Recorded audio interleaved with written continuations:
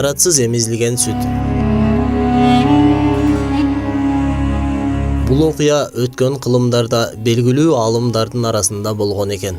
Ахмат жана Мухаммед аттуу абдан такыба, илимдүү десе илимдүү, адептүү десе адептүү, эл өрнөк туткан бир туугандар болуптур. Алардын ата-энеси да ушунчалык такыба, адал жашаган адамдар эле. Ахмат бир күнү мечитте баян айтып жатса, агасы Мухаммед эшиктен кирип келип, босогодо туруп калат. Ушул убакта эл алдында сүйлөп жаткан энеси да агасынын келгенин байкайт. Бирок арадан көп өтпөй эле Мухаммед кайра бурулуп сыртка чыгып кетет. Агасынын мынтип укпай кетип калганын байкаган Ахмат сыртынан билдирбесе да ичинен сынып калат.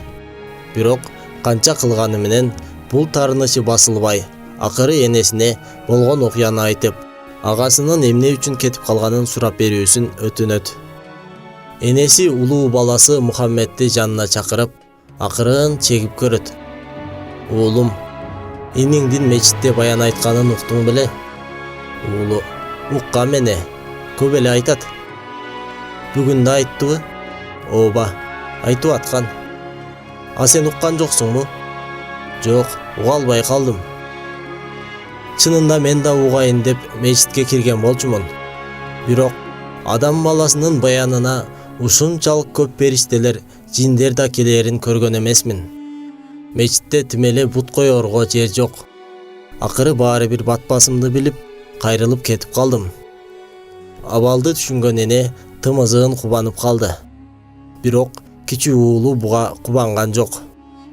Энеке, андай болсо эмне үчүн мен да агамдай болуп периштелерди көрүү даражасына жеткен жокмун? Муну да билип бериңизчи, дейт.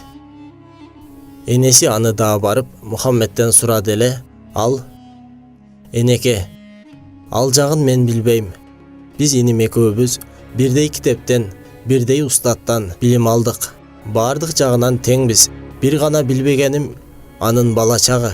Балким айырмачылык ушул жакта болуп жүрбөсүн. Ойлонуп көрсөңүз, биздин бала кезибизди сиз бизден жакшыраак билесиз го, дейт. Мухаммедтин кебине ынанган эне өзүнчө ойлоно баштайт. Эстеп отуруп, акыры төмөндөгүдөй окуяны айтып берет. Уулум, мен эми эстедим. Кичине кезиңерде мен силерди такыр daarатсыз эмизген эмесмин. Бир жолу гана намазда турганымда Ахмат катуу ыйлап баштады. А кезде ал бешикте болчу. Бирок мен намазымды бузбай уланта бердим. Ошол убакта үйгө келип калган кошуна аял баланын ыйлаганына түтпөй эмизгенге каманды. Натыйжада намазды батыраак бүтүрүп, аны токтоткуча Ахмат 2-3 соргонго жетишип калыптыр.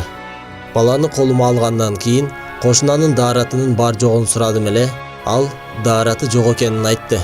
Бүгүн мынтип Ахматтын периштелерди көрө албай калуусу ошол 1-2 жуткан daarатсыз сүттүн айынан болсо керек, дейт.